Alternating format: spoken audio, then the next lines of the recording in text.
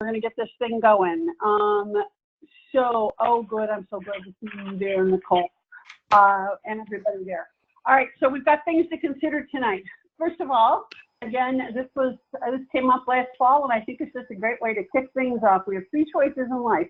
We can watch things happen, we can make things happen, and we can wonder what the hell happened. We choose option 2. We're going to make things happen. That's what this group is all about, and that's what we've been doing. Our agenda for tonight is to recognize again our DCC leaders, to introduce again, talk a little bit more about Beyond Oral Health, talk about the updated options that you have for membership, talk about the new curriculum that I'm developing with Kathy Forbes, as well as our poll about our meeting with ADA, and that's why we're really thrilled to have Ann Buttrell join us here tonight, as well as our ADHA IOH grant for travel for the CMC meeting. And then we're going to start voting on the specific submissions. Again, if you haven't done it already, in the chat box, on the very first box, there is a link to a shortened version of the submissions that Kathy Forbes has put together for all of us. It'll be a lot easier if you have them in front of you in some way, and so she's divided them up in a different way. You did get on the 31st, as promised, the introduction of Beyond Oral Health. Chart Your Future was the tagline in dental codology, and it goes with us to Beyond Oral Health. Beyond Oral Health is my new brand, but it's not my new brand, because what we also introduced is it's a brand that is with Lindsay Hill as well as Patty Beeson. Everybody knows Patty Beeson, although Patty Beeson is in Mexico tonight and isn't here. Lindsay, are you here, Lynn? Have you signed in? I'm here. Yeah, I'm here. Hi. There she is. So Lindsay is helping us develop this brand. Again, Beyond Oral Health is exactly what it's about. This always has been more than about codes. Codes are numbers. I don't like numbers, and it's about really making the work that we do, because what we do every single day as clinicians is so much more than oral health. Dental Codology brand is still there. It's still my speaking, my books, etc., etc. Beyond Oral Health is part of that, as well as this group, the DCC, Dental Codology Consortium.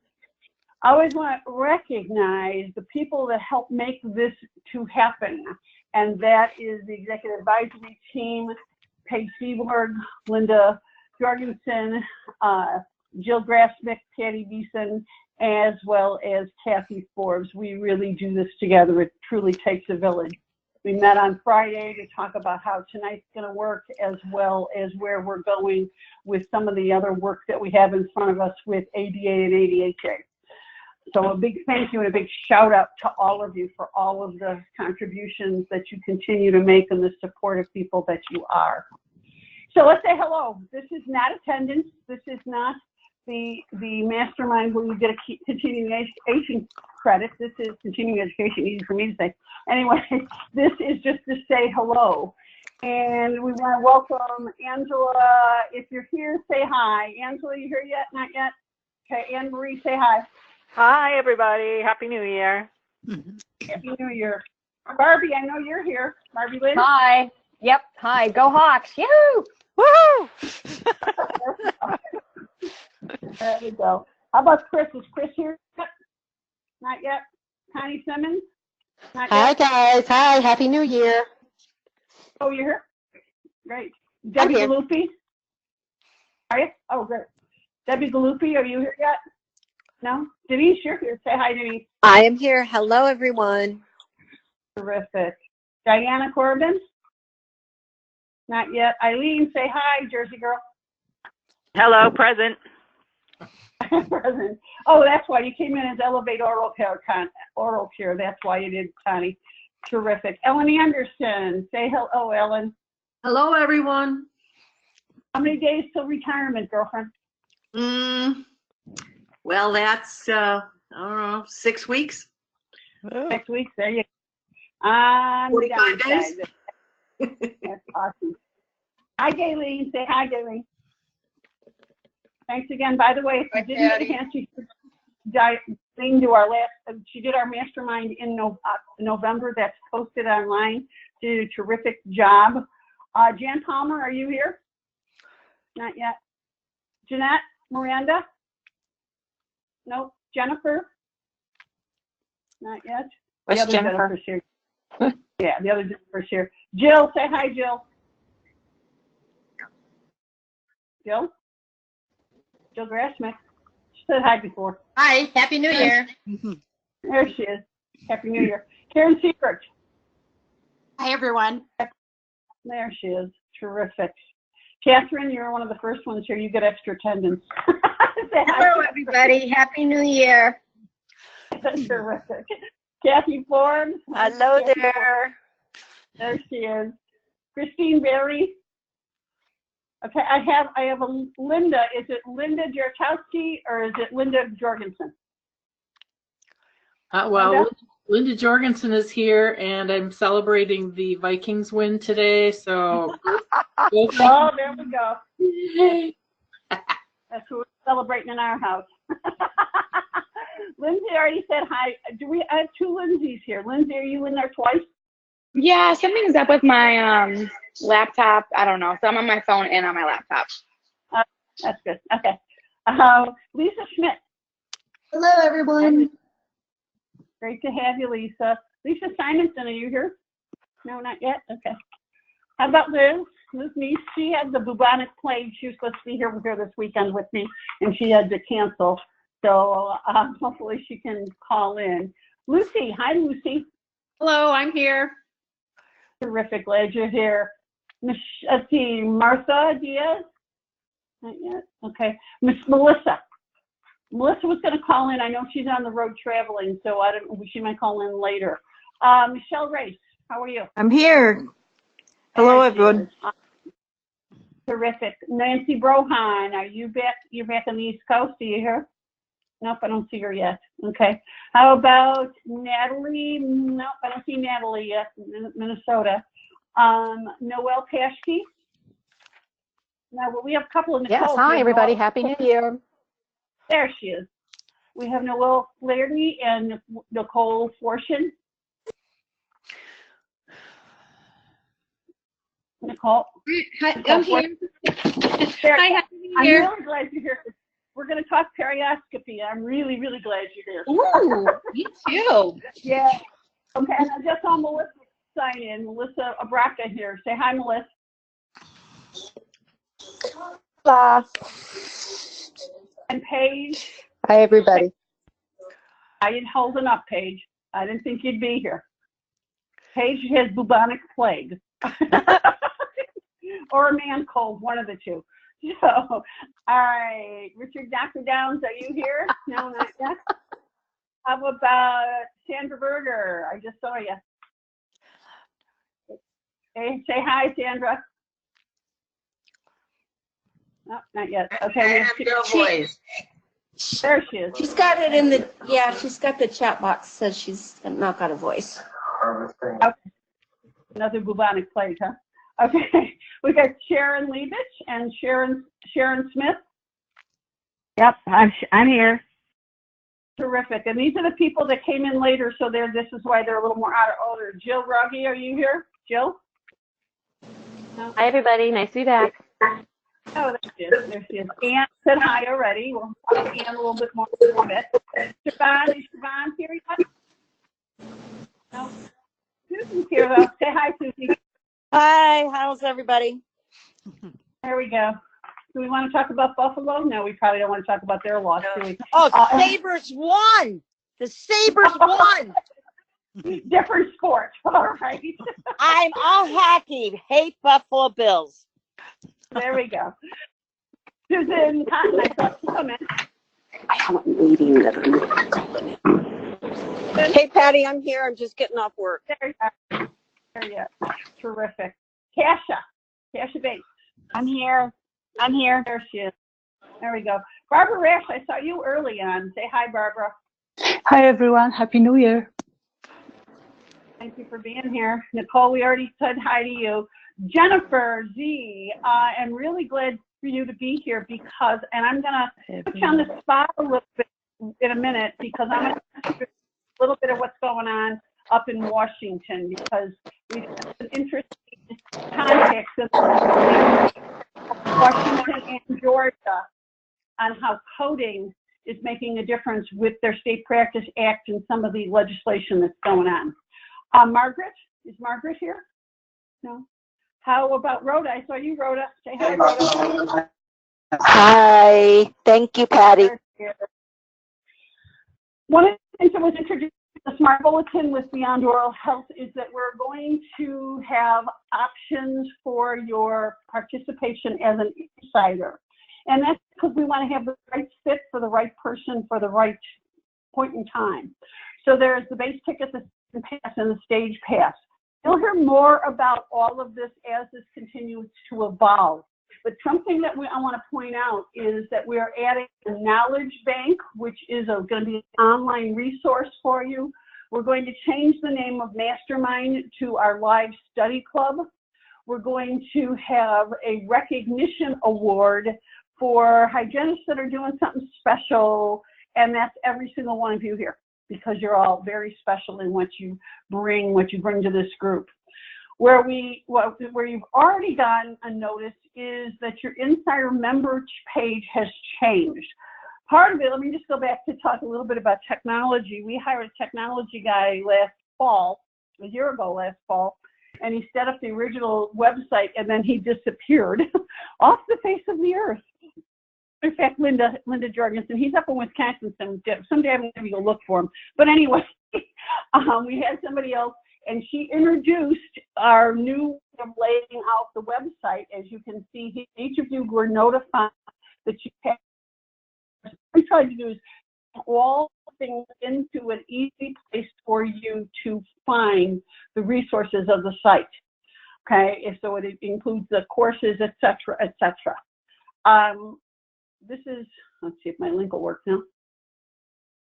This is what it looks like live, and we have this fantastic SDF, that's the complimentary mastermind that we offered everybody. So Connie, we're using your words, but it's so you can access all of these things, and each one of you has access to this on your individual page. It's going to have to get rebranded because of our Beyond Oral Health, but again, lots of changes will be coming.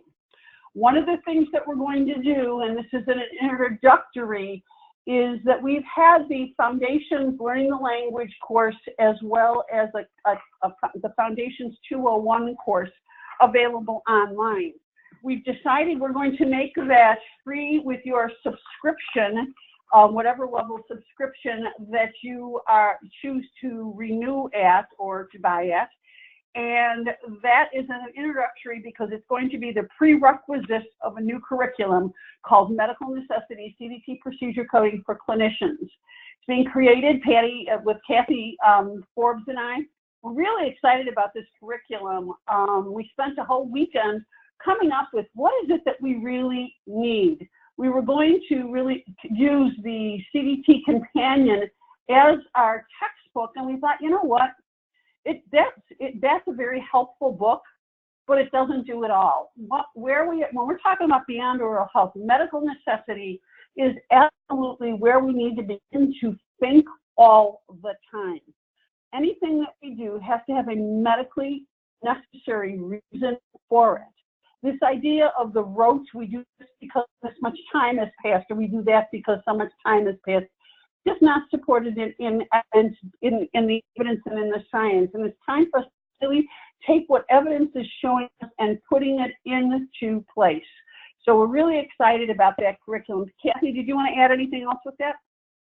No, I'm just really excited that we've got a place, because you and I both get, where can we learn this stuff? Where can we get it? And so we're making it this curriculum that'll be in easy pieces for anybody, we're going to approach it from a clinician's point of view, but I am just really excited to finally pull this together. Yeah. And that's why it's really the why beyond the coding choices that we make or are made in our name, but we need to understand it because if who wants to make more money, have more joy, have more fun, and make more impact I think that probably all of us can say yes to all 4 of those things. And that's what's behind the Beyond Oral Health brand. And this is another way of bringing that forward. Now, one of the goals that we have had from the beginning of our group is to get a voting seat at the table. And again, thank you, Linda. I got to update this though, Linda. We got a picture of CDT-19 on there.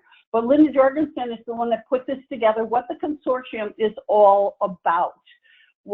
First, what a consortium is, and it's a group of a combination of people that were undertaking an enterprise that is beyond the resources of any one member. Again, beyond oral health. I like the word beyond.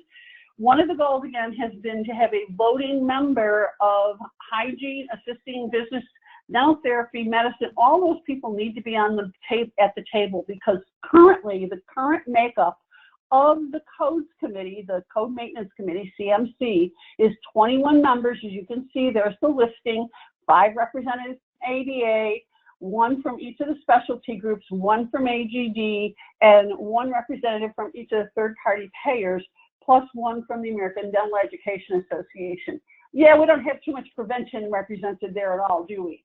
Now, there was another association, another specialty that was recognized by ADA in the last year, and that's the American Academy of Dental Anesthesiology, and they automatically will become another member. Now, we thought that what I had heard, I thought is that if there's another member added of a specialty group, another member will be added from ADA, because again, this will make it a 22-member committee, and that means that they have a 11-11 vote on something.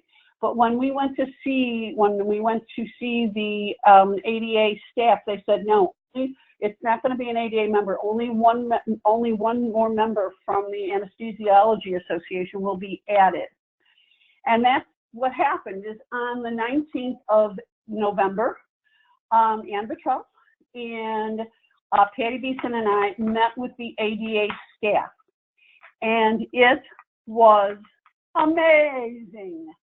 Ann, why don't you share a little bit about what your feeling was with how they welcomed us? Yeah, I think the ability of having a strong relationship with the ADA staff who oversee the Code Maintenance Committee is a very positive momentum for all of us.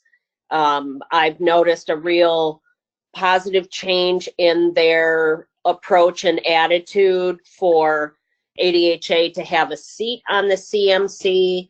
We were able to get some good insider advice, in particular about how to frame a new letter of requesting a seat. So I was really pleased at the professional environment and their willingness to help us as far as they could without overstepping their bounds as the ADA staff in advising us. So I think we're in a good place right now. We absolutely are.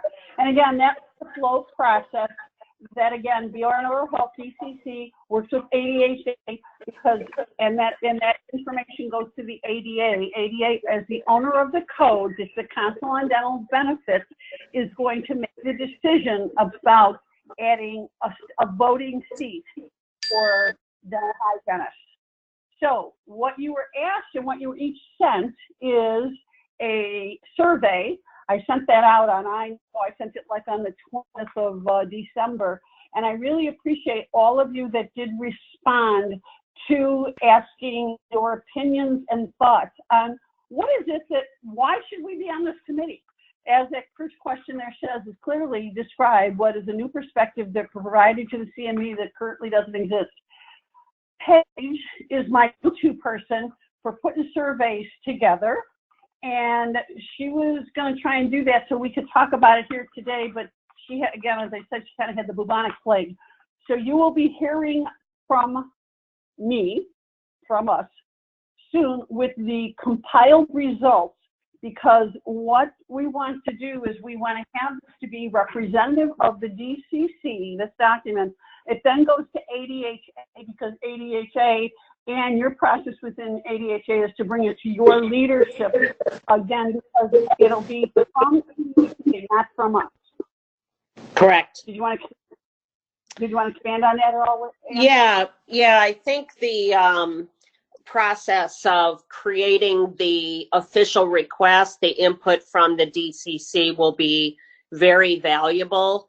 So that when we formally send the letter of request in, we want it to be full of evidence, still have the passion, but the evidence that would advocate for why dental hygiene, has evolved to the place of deserving a seat on the CMC. So when you all can forward a letter to us, we'll start to take a look at that. I'll run it by Matt Pressbean, who's our current president, and get that letter off to the board, and then it'll go into the CMC as soon as it's ready. Right. And I believe what they said, the timeline for the Council of Dental Benefits meeting was in May, isn't it? That's correct. I think so. Now, the other thing, too, that's interesting, that was the first question that was asked of us by the staff of ADA is the relationship between DCC and ADHA. And explain what that is. And part of it is, okay, somebody says I'm breaking up. Nothing's changing for me, I have no idea. Let me try come on. Hold on, sorry. Is that with ADHA as an organization, many of us on this call have been delegates to ADHA, and we know that our leaders are driven by, what, is there anybody that knows? I'm going to mute everybody else, okay? Okay, there we go. Did that clear things up? Type it in the chat box for me. Yes, it did. Okay. Oh, perfect. Okay. Anyway, is that our association is driven by the policy that is voted in by our delegates. And we know that in order to do what we need to do for our committee, we need to be more mobile than sometimes can be, because our association policy is decided once a year. That's where, again, if you are a delegate to ADHA this year, you have, I think, until March something or other to put in proposals for policy changes. Think about that as we're looking at our code, we're reviewing the codes. Is there anything in ADHA policy that might need to change or evolve based on what the direction we want to see with codes? But anyway, the reason why we are two separate groups is because we have the mobility to be separate and to do our own thing. Obviously, we're working coordination with each other, but it's important that we understand why we are separate and different. Ann, did you want to add anything to that? Yeah, I would echo your comments about proposed resolutions that would come into our house. I think the deadline is the last Friday in February. I can forward you that deadline, Patty, if you want to distribute it. Sure. Because the more input that we have as you look at our policies, the better and better they will be. So I would highly encourage people working within their state associations to submit any PRs. But even if you're not there in New Orleans, you can still submit testimony online that the reference committees will read. So that's one thing we're trying to stress to people is there will be a lot of different ways you can still submit testimony without being there, and the more the merrier. So that'll be a really important piece in this next year. Terrific, terrific. So Paige, do you want to say anything at all or add anything about what you were seeing in our collective information? Or did you not get a chance to look at it enough to even make a comment? Paige? No, apparently not. She can't hear me. Or she can't talk. Either way. All right. Moving forward, let's talk about the codes meeting itself. The CMC will meet in Chicago on Thursday, March the 12th at 8:30 in the morning. It's at the ADA headquarters. The meeting is scheduled for 2 days again, both Thursday and Friday. It has been the last at least 9 or 10 years that I've been attending that it has not lasted more than a single day. So if you're planning on traveling into Chicago, then I really plan for is Thursday. Come in on Wednesday night. I'm going to select a hotel and just let you know. I mean, not that it'll just be, where if we want to meet sort of all in the same area. I don't have any kind of, bargains or anything like that I can offer you. Although that really leads me to the next thing. I know the people that come in for these meetings, it takes a lot of time, energy, as well as money, not just to get here, but also because of missed salary, et cetera, et cetera. And because of that, this is where Noelle Paschke last year started a process with us to help us develop our ADHA IOC, what we're going to call it the 2021 travel grant. Have another advisory committee, again, our wonderful Noelle, as well as Carol Roselle, as well as us leaders. And Noelle, do you want to talk about this a little bit, about where we are in this process? I like picking on people. Noelle? Sure. So what yes, here, can you hear me? Yes. I'm unmuted. Hopefully you can hear me. Okay, great. So the idea behind this was really a recognition that we have a lot of talent in this group, and that there may be obstacles for that talent to actually attend. And one of the obstacles could be just the financial aspect, flight, hotel, those sorts of things. So we were looking for a process that would provide funding for interested parties to apply for the funding, and we felt the most appropriate way to do this was through ADHA. And that process, and Anna, it would be great for you to add on to this as well, but that process was through the Institute for Oral Health.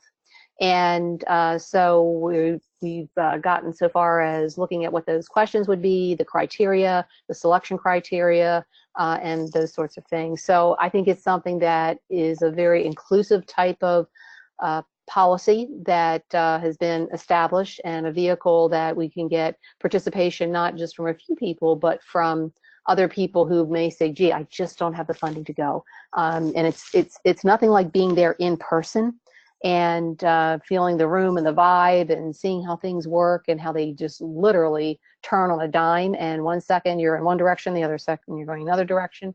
And so it's a great experience to be able to go. And we are still in process with setting everything up with IOH, because there's, because of the type of charity it is and all that, there's some very specific parameters that we need to follow. And we had hoped that we could get something in place for this year, but just looking at the timeline, yeah, it's gonna, we're not mentioning, we're talking about it now because we want to have our application process in place for people that step up for leadership for the next codes process. See, we're going to be voting today or talking today about codes that were submissions that were submitted by November 1st of 2019 to be heard in March 2020, and if passed, to go into actual working January 1st of 2021. The thing is that what we've learned in the years of our submitting is the sooner we start on the following year, the better. We can't wait till September, October. So we'll need people that are going to step up to lead our work groups as soon as April. If the meeting's in March, we got to start again right away in April, because this is around the calendar process. This isn't just something that we do at a certain time of year and then we're done. It just doesn't work like that. So what we're looking at is we want to have the application process in place within the next month or so that people can begin the application. The grants, the timeline, tentative timeline on it is that we submit for the new codes or for their new submissions November 1st of 2020, and that the travel grant winners will be awarded on December 1st, so you have a couple months there to plan. So that's the timeline on it. Ann, do you have anything else to add about IOH or anything? No, I think the opportunity to do this is going to be good. Essentially, ADHA IOH becomes the entity that houses the funds. So your group, the DCC, will still have, all the authority to make the determinations of who receives the travel grants. Our board will the IOH board will approve the establishment of the travel grant as it relates to the mission of IOH. There will be opportunities to also promote this travel grant. So for instance, if people who are regular donors to IOH would like to designate their donation to go to the travel grant, that's another way to raise funds for your grant fund. Terrific, terrific, and that's a really important thing. There'll be lots of different things you'll be hearing about this more and more. But again, you qualify by being a member of the DCC, so there'll be more questions and more ways that we're going to ask things of you. But we just want to let you know what that is tonight, just for beginning thinking process. So it's time to act as if. What does that mean? Well, if we want to be members, if our goal is to be a voting member on the CMC, we need to be familiar with the process. And that's what we've been doing over the past several years, is when all of the submissions are in and they're posted on the ADA website, we, on this group, will review all of them and vote on whether, if we were on that committee, are we going to vote yes, yay, nay, or abstain, because that's the way it goes on the committee. So that's why, again, congratulations to the DCC, and particularly, again, our work group liaisons and mentors. If you looked at the submissions, I gave you some of the link when I sent you the invite. It's really amazing. We're all over the place, guys, and we're the beginning. We're the start. And they usually go in numerical order, so we'll be the first ones they're talking about is our submissions, and our submissions for oral cancer, Susan, yeah. So a shout out to Kathy, always, first for making sure and checking the work of all of the work groups and put things in on time, and then for, again, helping us by taking this 300+ page document and putting it into, we'll take a bite of the elephant, and putting it into spreadsheet for us, as well as organizing it. Again, this is in the chat box. It'll be easier for you to follow by following the way Kathy did this format. Okay, so let's start looking at this, and this is what we're going to do. This is also for discussion, and here are the first 6 submissions. And the very first one is the enhanced oral cancer. The link isn't in your chat box, Lindy. The link to it is in the chat box. Anyway, is our enhanced oral cancer evaluation. And in addition, we also submitted to change the periodic evaluation, the comprehensive oral evaluation, and as well as you can see, so out of the first 6, 5 of them are ours. So we have discussed these at length. Okay, we've discussed these, and if you want to hear any part of that discussion, then you can go back, because all of our meetings were recorded. Looks like Noelle had the same question I had there. I just saw it in the chat box. What is in the second column to the right? What does the NRD stand for? The N means it's a new submission, R means it's revised, and D means it's deleted. Yeah.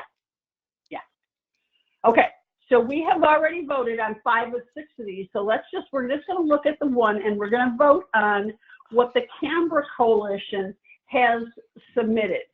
Okay, and then we're going to talk a little bit about our own, because there's a really, really important thing for us to be reminded of.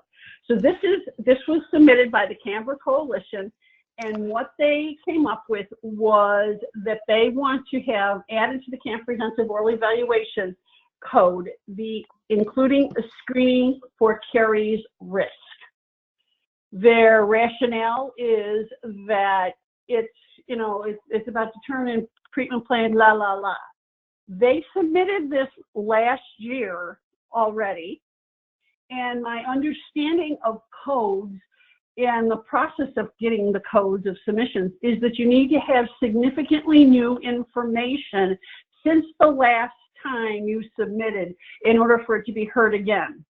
Kathy, did you say anything that's different than when it was last year? I haven't gone word for word, but no, not really. Yeah, Nothing specific. Yeah, I was surprised. Yeah, so was I. So was I.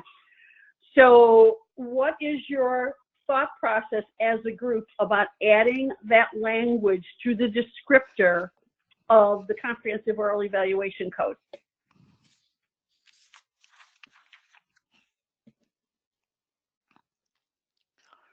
Nothing? Okay, I can call on you, you know. Connie Simmons? Any thoughts? Well, you probably already, can you hear me? Yes. Yes. Okay. Well, yeah, I mean, obviously working for Elevate, a big part of our whole entire thought process is if you're not doing Carrie's assessment, how can you possibly then have an accurate treatment plan in place for the prevention side? So I'm concerned, like you said, that it hasn't been changed and they're just going to poo-poo it and throw it out the door. But I definitely think that it's something that needs to be looked at, and I'd love to see that added as well. I just don't think it's changed enough for them to look at it again. I think it's going to get shut down like it did last year.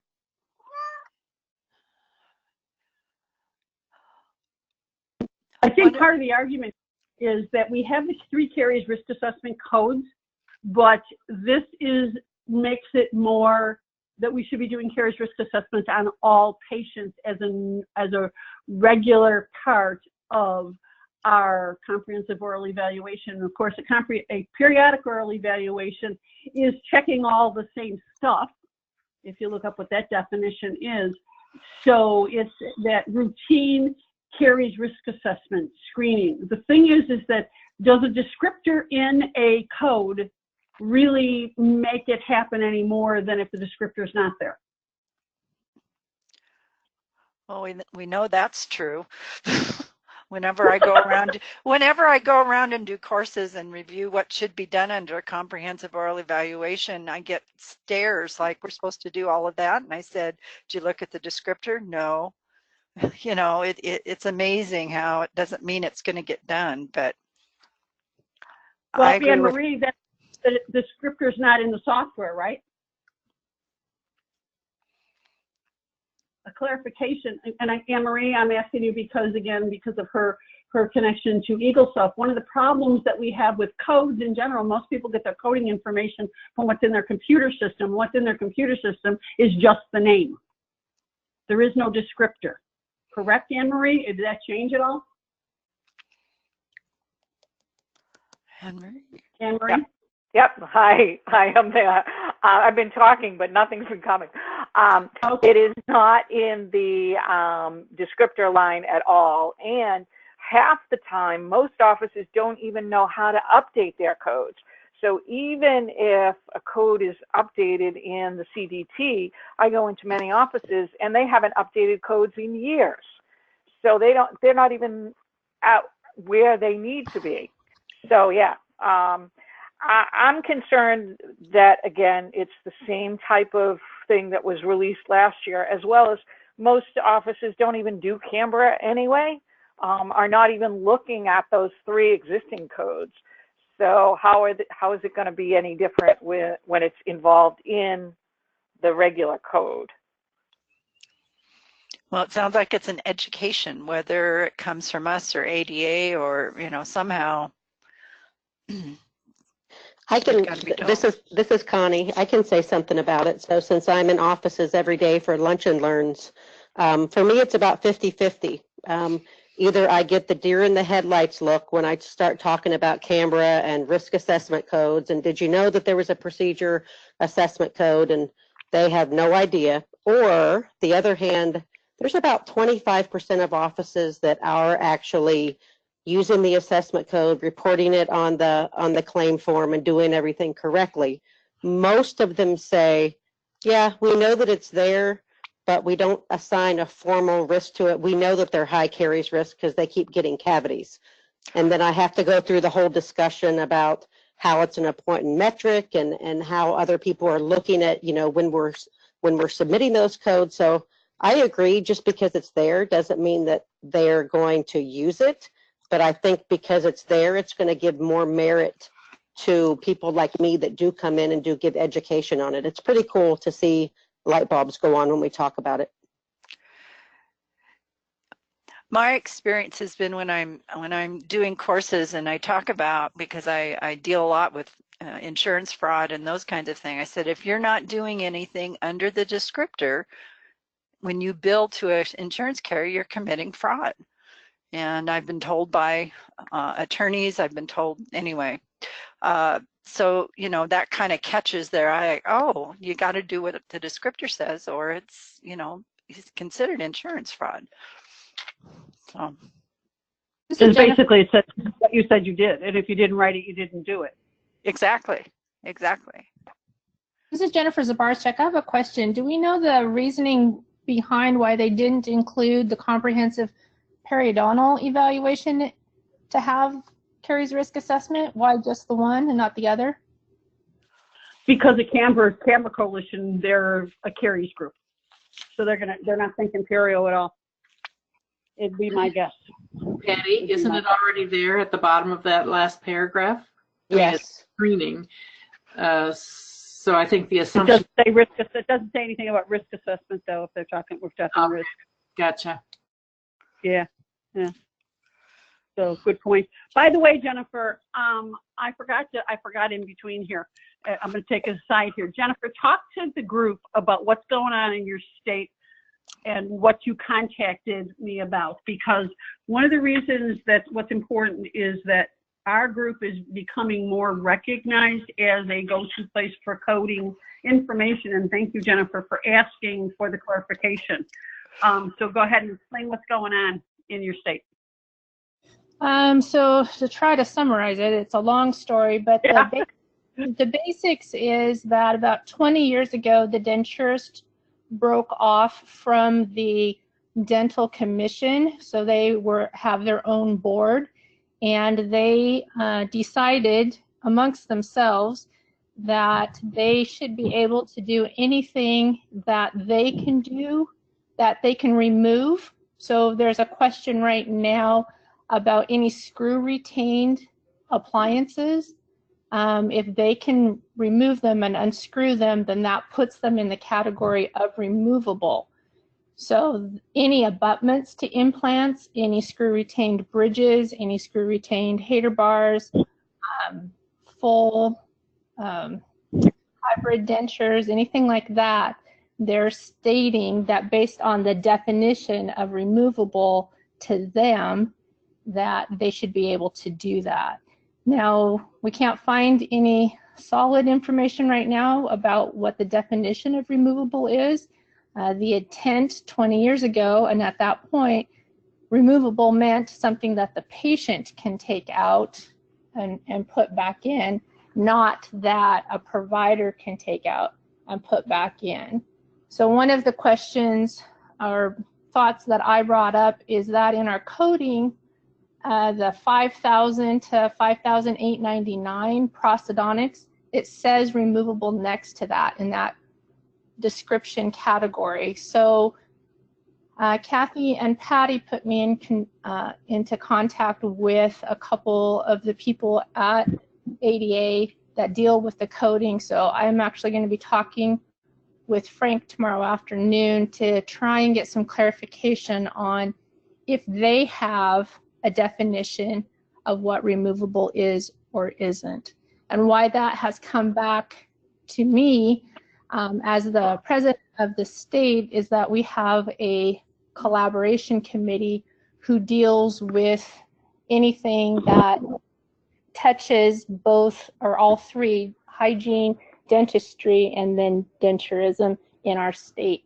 And so this question has been brought before us, and we have to come up with a decision. And in order to come up with a decision, I have to make a statement. But I don't want to make a statement until I have something solid to base that statement on. So I'm doing research right now. Terrific. And this is where the win-win on connections and definitions, et cetera, comes in. Frank McCorney is also one of the same people that Ann Bottrell, Patty, and I met with as far as the ADA staff. So this is where, again, it's showing dental hygiene as, hey, we're interested, we're working at this from a lot of different ways. It brings forward the thinking that we need to do, again, when we think about ADHA policy, is definitions are very, very important, and how the professional associations each define. At this point, the fallback the first place we looked was at the ADA glossary, and they don't have a complete definition for removable. But this is also sometimes we, especially if you've been quite know how all this stuff works, it's like, why are we arguing over all these definitions? This would be a great example of the why. The other circumstance that happened within the last 7 days in relation to that is Susan Newkirk from Georgia has a big challenge with the Georgia dentists are fighting hygienists doing perio maintenance under general supervision. Now, general supervision just came to Georgia 2 years ago. I don't even know if 2 years, it's a year. Anyway, but they were told that the AAP, as well as the American College of whatever for perio, said that it's because we hygienists are going to put all of the citizens of Georgia at risk if we do a perio maintenance under general supervision. And they've already convinced legislators of it. And so she wanted to know, what are the definitions of perio maintenance? And this is like the definition of prophylaxis. That was decided at the House, at the ADHA House last year, but I think it still needs more work, in my opinion. And Ann did ask me that, and I think it does. And we need to look at it through all of these different filters. What? Somebody saying something?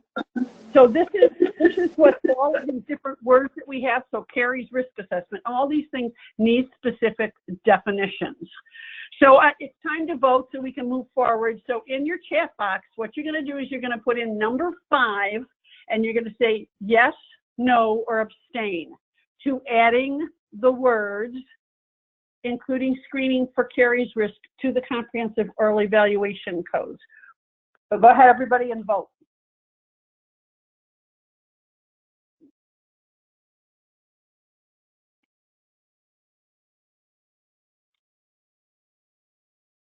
I hope I didn't follow my own rules.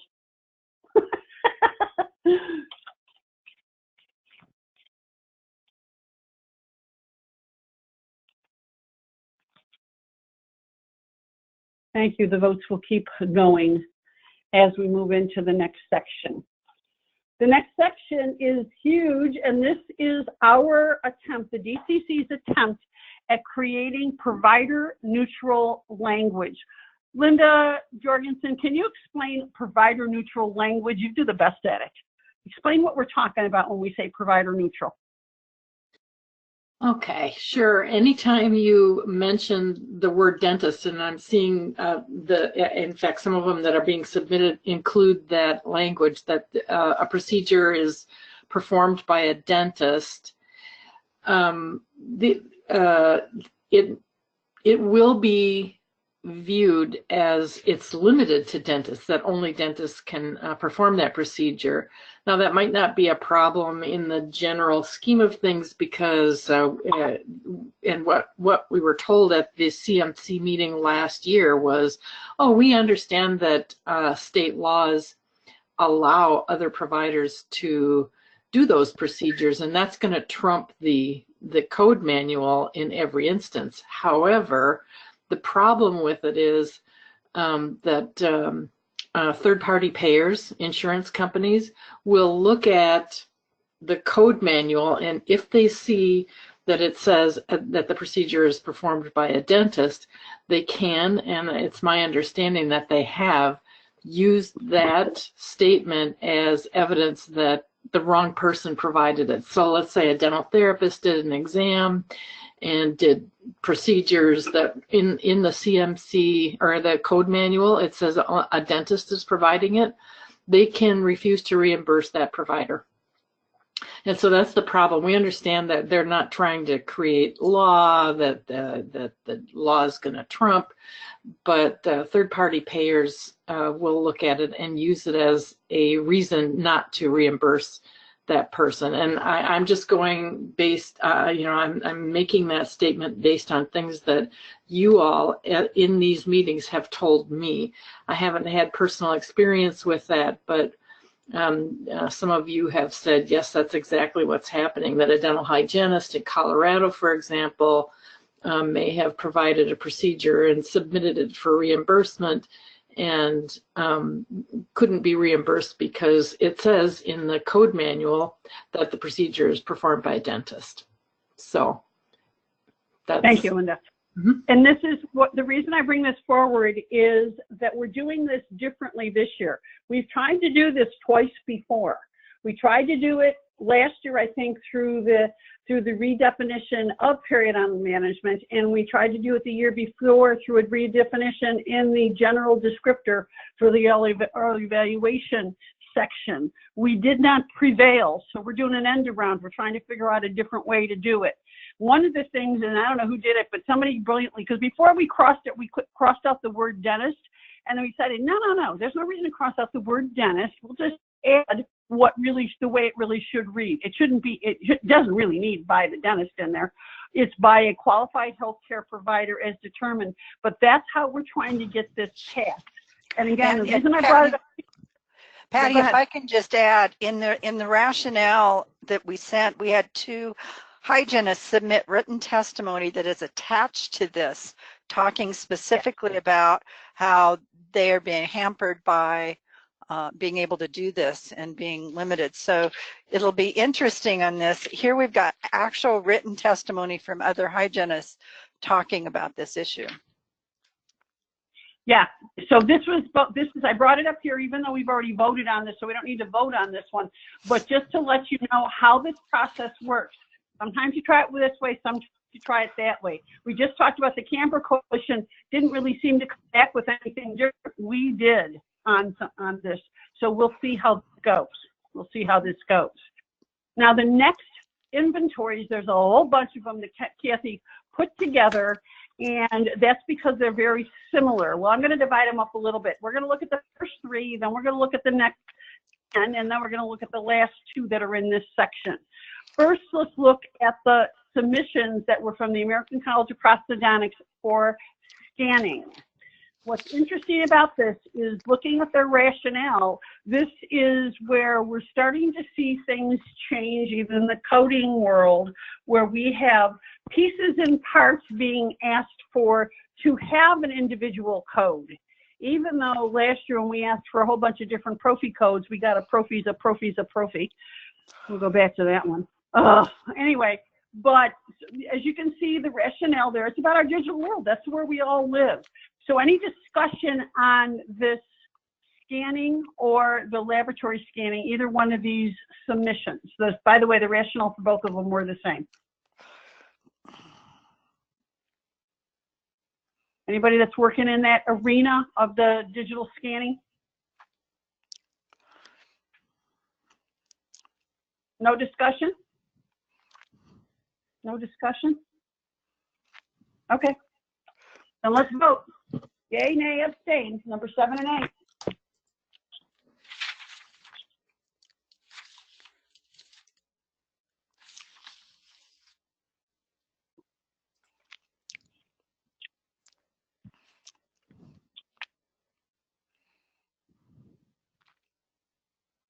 Okay. Moving forward. The next is virtual diagnosis of functional orofacial analysis. Again, this is by the American College of Prosthodontics. This is bringing forward, again, a different type of analysis, a different type of where people have complex issues, what's going on with them. This is about vertical dimension. I think what we're seeing here is some of the more specialty organizations pushing forward more of what they do and how they need codes for what they do, which of course is what we want, isn't it? Any discussion here? This is Tasha. I just have a thought. While I understand where we are with the digital world and all that, I guess I'm just troubled by these are just different ways to get to a diagnosis, like the scanning. What would be different than us trying to use a laser and being told that's just a different technique? I guess that's where my thoughts are at right now. Yeah, again, and the prophy's a prophy's a prophy. Yeah, same thing. It's really interesting how we can have 70 different crowns, we can have 400 different things and that's where, again, the influence of the hygiene and preventive oral health was on this committee. Okay, are we ready to go to vote then? Functional analysis. This is behaving as if. Yay, nay? Tasha, I kind of thought the same thing when I saw these, and I thought, well, if they can get all these little ones through, that kind of sets up a precedent for future too. There we go. That's what I wanted us to start thinking, and that's why, Tasha, what you said was so significant. Thanks, Tasha. Now, radiographic images. It's interesting to look at, first of all, who the submitter of this. It is the Council on Dental Benefits. Remember I said the people that we need to apply to become members of the CMC, it's the council. So the council themselves have set up here a whole bunch of submissions that separate out the taking of images from the reading of images. Currently, the way our codes are is that the current codes include interpretation. The reason I say that is I teach it in all my courses is because codes, there is no code for just taking them. They're only for the reading of them. And they need to be read by the radiologist. In the office, a radiologist is the dentist. If it isn't written, it wasn't done. And that's where you need to have a reason to take a radiograph in the first place, and you need to have a documented result of a radiograph.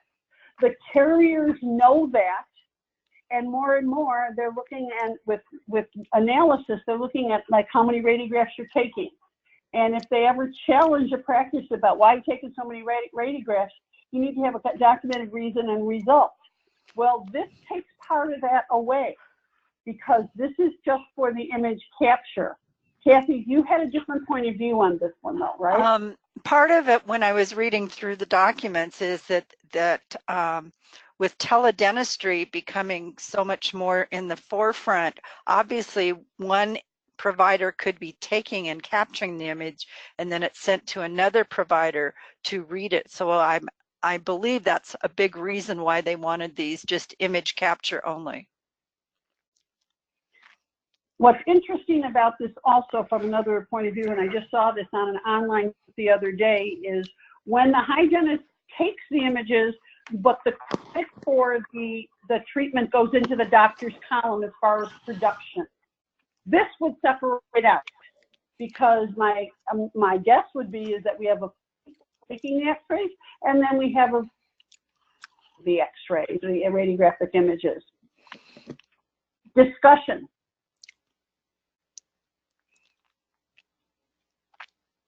Patty? Anybody? Yeah? Well, hi, this is Teresa Shepard. I don't know why it comes up under Nicole, but it's not Nicole, it's me. So when I use this in teledentistry and I'm taking the x-rays away, or if I'm the assistant in the operatory next door teaching risk management, I still tell them not one person did everything on this entire patient. So who was the assistant, who took the x-rays, who took the study models, who made the temporary, anybody that had hands on that patient needs to at least, make sure that their documentation is there and their name and license is there. Which is a little bit sideways from what we're talking about, but kind of not really.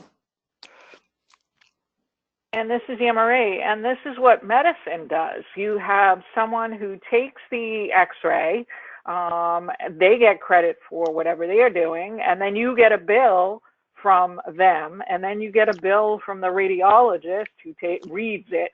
So yeah, this is bringing it more in line with medicine, which is where dentistry is eventually going.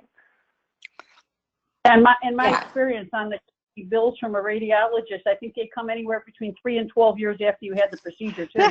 But that's a whole nother story. That's an aside there. Yeah. So I agree with Anne-Marie. I think anything that we can, this is Noelle. I just think that anything that we can do to align more closely with the medical model, and I agree with Anne-Marie, that this is really, we're going down the road now, or they're going down the road of really setting this up to be more of a medical model, which I think is a good thing. Absolutely. Any further discussion? Okay, time to vote. And again, I grouped them all together. Oh, sorry, I'm trying to type and I screwed up.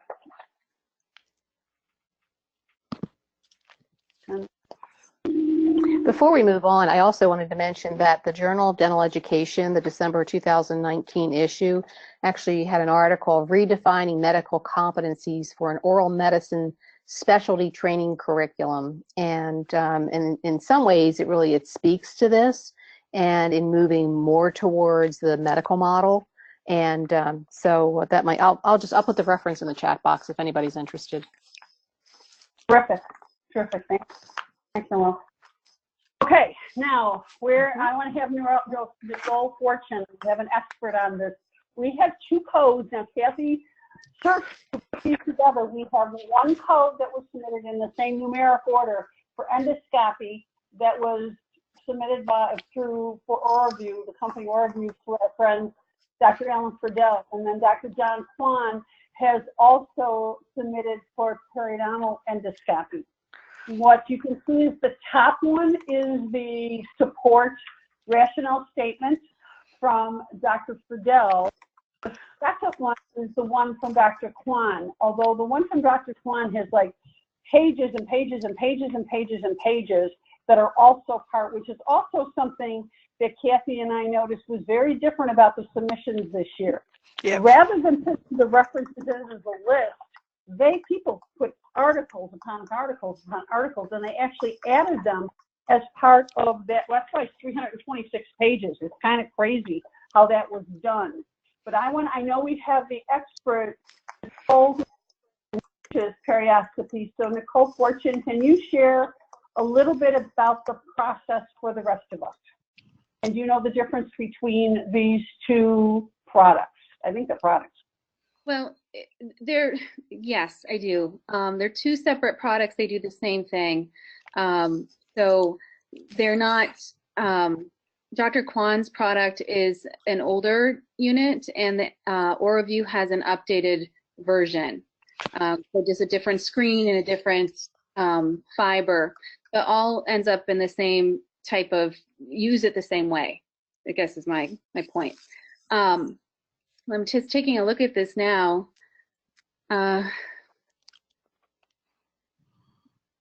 Yeah. So so the endoscope, from my opinion, the endoscope is not only a tool to help debride root structures. So I do favor the top one from OraView because I do use it to help identify, problems around dental implants, and also help my doctor. We take some images to see if there are fractures in the teeth and other things going on. So it's not just a tool to remove, to divide. This is Kathy Forbes. I also have used the perioscope before Dr. Kwan took it over from DentalView, and I agree. It's for me, it's like a diagnostic tool. I mean, you can. It's more like an X-ray machine. It's a machine where you can look at so many different things, and so I think Dr. Kwan's is limiting a little bit because the debridement is actually the procedure. It's the endoscope is the pictures. Exactly. Exactly. No, that's exactly what I'm saying. But the OraView is just so brief. You know, it's just a small little. It seems like Dr. Kwan's is like a very, you know, detailed pinpointing, and then OraView is just a really quick. So I'm not quite sure if there's a happy medium between the two. Well, the thing is, when I'm like the hundreds of pages he submitted in articles talk about using an endoscope, not specifically the one he did. So a lot of his documents he submitted support what OraView does too. I mean, it's the same kind of product. So they kind of balance each other. That's good. Yeah. And we know of Dr. Friedel. Dr. Friedel was the former chair of the Codes Committee. He knows that what the Codes Committee prefers is not a product, but a procedure.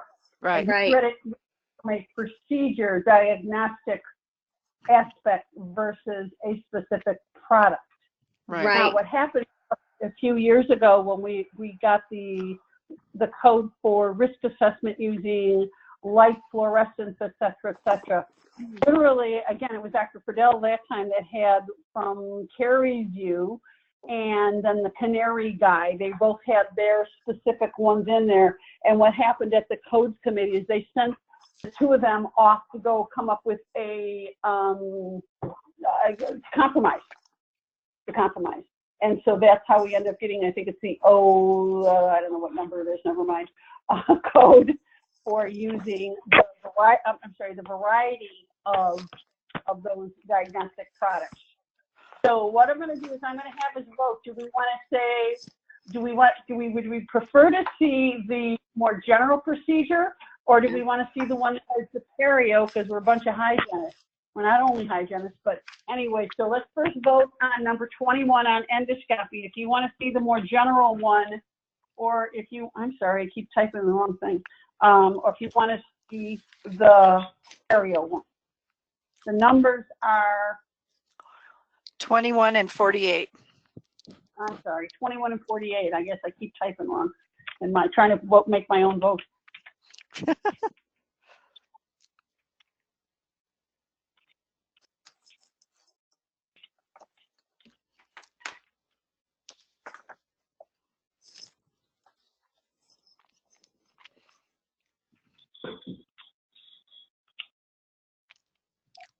Okay, Connie, get ready. We have, again, in the next section that Kathy has grouped the submissions in, 2 out of 3 of them are ours. We have our counseling for the prevention of adverse behavioral associated with high risk substance use. One of the things we do want to point out is that as we discussed, and Linda, I don't know if you noticed this one, but as we discussed at the last code meeting, this was one that we had brought forward as something to change the tobacco cessation to add risk substance and vaping, that sort of thing. And it was argued and said they didn't want to mess with the tobacco counseling, but they did think that it was an important code.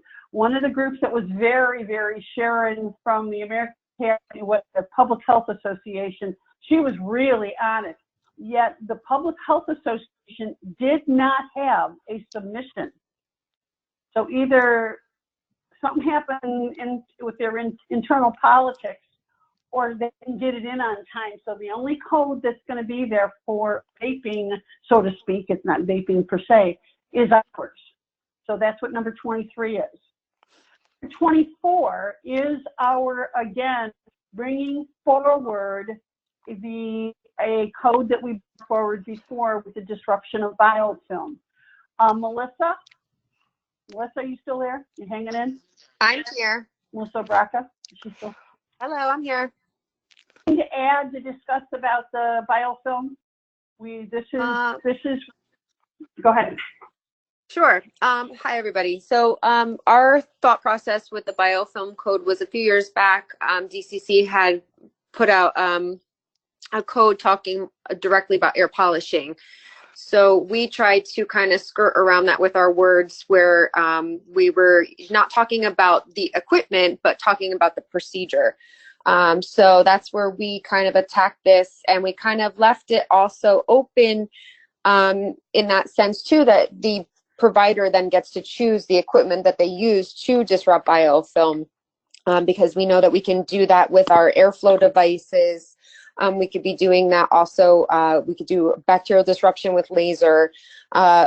We were talking about ozone and all these different modalities of treatment. So that's kind of how we approached this code.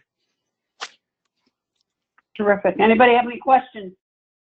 We're excited about this. Again, we hope we have some real positive thoughts. This is going to be more accepted this year because, again, we got it away from the product-based thinking. Anybody thoughts? Melissa, Okay. Melissa, this is Noelle. My question has to do with the inclusion of the words with or without the use of chemotherapeutic agents. Tell me a little bit more about your thought behind that. What did you mean by that? Well, there's different powders that we can use with the powder stream devices. So we were kind of just trying to leave it open so that it wasn't pigeonholed into any specific area. Because you can also disrupt biofilm by doing subgingival irrigation. You know, there's just different, we kind of wanted to leave it very broad so that there wasn't ways to really pigeonhole the code. Yeah, that was my opinion too, and we did this, that we wanted to leave it broad enough because new modalities may come out and they may be chemotherapeutic or they may be mechanical, but this was broad enough to include them all, kind of plan for the future. Okay, great. Thank you. Terrific. Thank you. Thanks for the clarification, Melissa. Okay, so let's look at the one that was brought forward by Dr. Peter Milgram. He, again, had pages and pages and pages and pages and pages of research to support his carrier preventive application per arch. And in some ways, in the same light, if you look in his rationale, these materials, particularly SPF, silver nitrate, chlorhexidine, are used. What he was doing is trying to create this code as, again, in a more global way, but the current code that we can use for SDF application is a per tooth code. And what his argumentation is all about is this is about an arch and treating an arch. Connie, do you have anything to add to that? Connie Simmons, since you're in the SDF world? No, not really, except that I know that if they get poo-pod again this year, I'm going to work my butt off for the next year, along with Elevate, trying to get, for me, I think Arch is going to be a stretch because I think there's going to be just so much pushback. I don't agree with the per Arch application. You don't agree with the per Arch application? I don't. I think that that the way that, as I hear every single day, providers are concerned, even doing tooth by tooth application, the feedback that they're getting from their patients is the toxicity issue and how much fluoride is in silver diamine fluoride and how much silver is in silver diamine fluoride. And I don't want fluoride and I don't want exposed to metals and I just don't ever see where you're going to, I mean, I know where people are using full arch application. I just think it's going to get so much pushback from outside of the dental world. I just don't see it ever flying, just based on what I'm hearing from providers in the field every day. But I mean, we have a safety margin built into silver diamine and into Advantage Arrest, but I just think the per arch is, I think it's going to be too big of a leap right off the bat. I think we need to take baby steps, kind of like we're doing with everything else. I think baby steps. I think this is just going to get poo-pooed. That's my opinion. Okay. Kathy, I know you talked to, there was 3 codes for chlorhexidine varnish that were submitted last year, and those groups were charged to get together to come up with of something for themselves, which said you worked with them, but they didn't. Yeah, I talked to the people at That you think Ivoclar. that- Yeah, I talked to the people at Ivoclar and explained how those 3 groups from last year, because they had a chlorhexidine code and they had 3 different ones, said the committee charged those 3 groups to meet together and come up with a single entity. The couple times I talked with them, I gave them who to contact and all that kind of stuff, and obviously they didn't do that. And by the way, Dr. Milgram's is written, I doubt he went the other direction either. So I don't think those 3 groups got together, but this was Dr. Milgram's attempt at least to reach out and do something a little bit different, to allow for other preventive things, that the chlorhexidine would go under this, that all those kinds of things. So a perio application, I mean, if we're using chlorhexidine varnish per se for perio, it would not qualify under this because it says a caries preventive application. Exactly. Yeah. Okay. Discussion further? All right, let's vote. Number 21.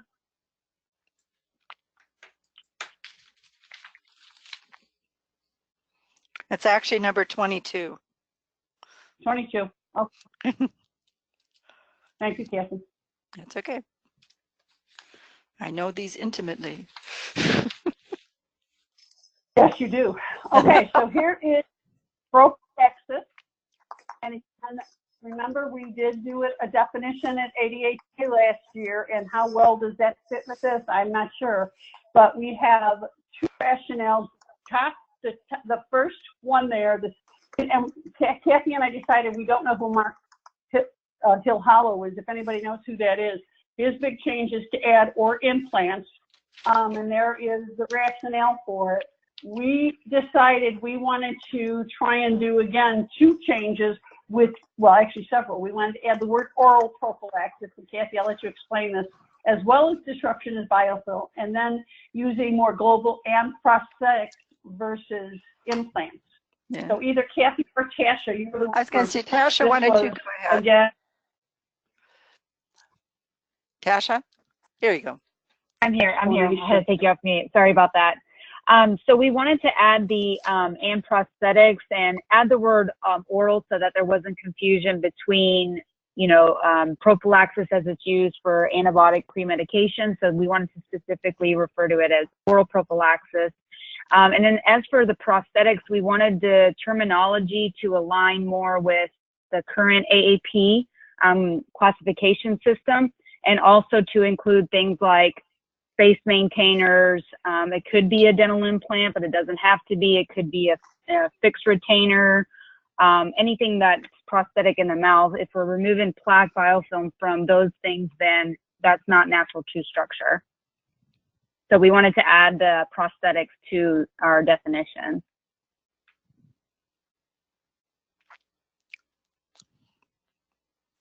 So, Kathy, yeah, that's. I have thought about, we already voted for R, but is it something that we would compromise on to get just the word implants into the definition of prophylaxis if that's what's asked of us? What do you think of that?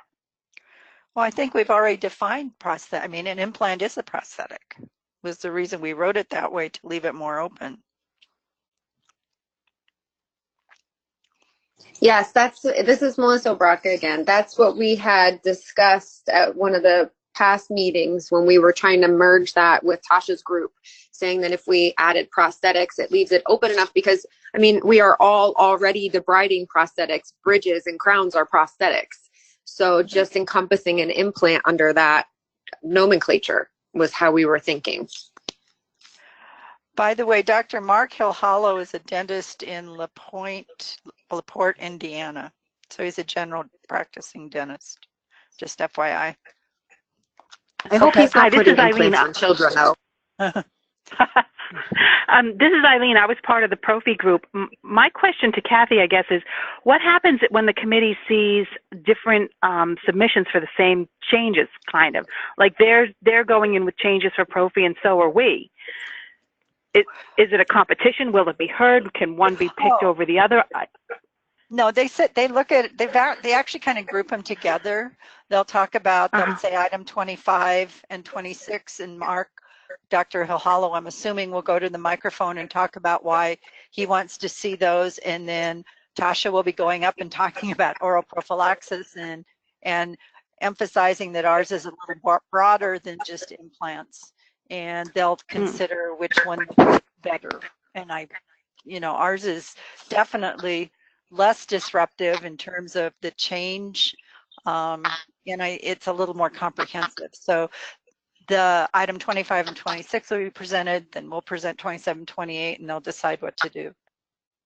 Got it. And they may do what I said that they would do with the endoscopy codes. They may send us off on the side to come up with something between.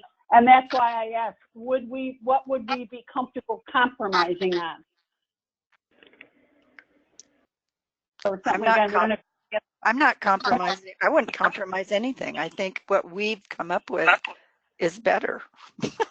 And one of the things that we've done in the past too is when we've had some that are similar, we actually go to the person and say, hey, we notice yours is the same, similar but different.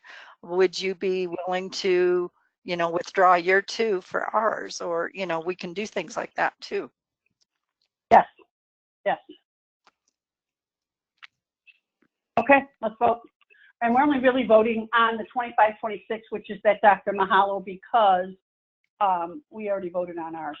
So I'm pretty sure we're going to vote on, well, I'm pretty sure how we're going to vote, but. Wait a minute.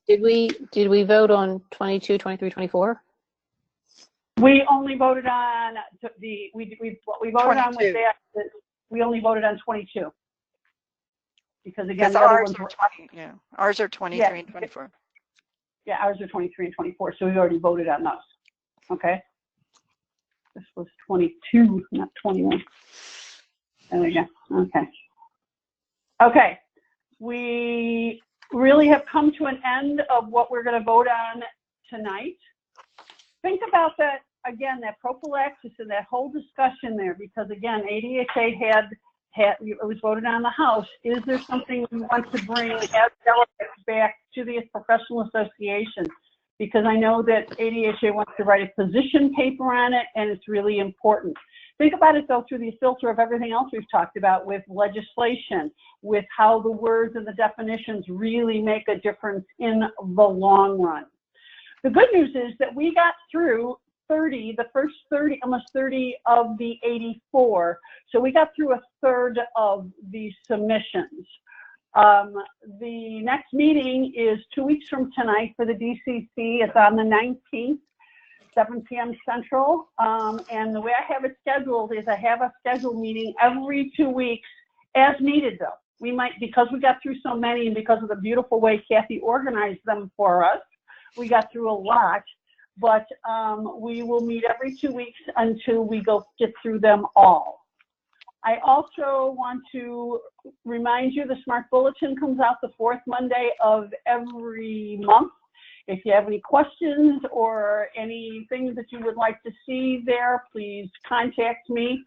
Also, put this one on your calendar. Our wonderful Siobhan Healy is doing our next mastermind. Okay, Lindsay, what's our new name? Not a mastermind anymore. It's a study group. I don't know what our new name is. I keep forgetting. Anyway, it's Tuesday, the 14th at 7 p.m. Central. Watch for your Evite. The Evite system also will be changing. They'll be changing to a different way of inviting you, but we're not there yet. But Siobhan, in coordination with Melissa, they're amazing experts on this whole idea of what we're doing to the implants. The millions and millions of implants that are being placed every week, every year. You know how to get a hold of me, text, email, Facebook me. Thing is, Beyond Oral Health does have the same tagline because we truly are creating our futures. We're doing it together. We're shaking up the world, and I know we're up to it. I want to thank every single one of you for your time tonight. your efforts in behalf of all of dental hygiene, dentistry, and for our group. And I wish you all a very good night. Bye, Patty. Bye. Good night, everybody. Hi, Patty. Thank you. Good night. Night. Good night.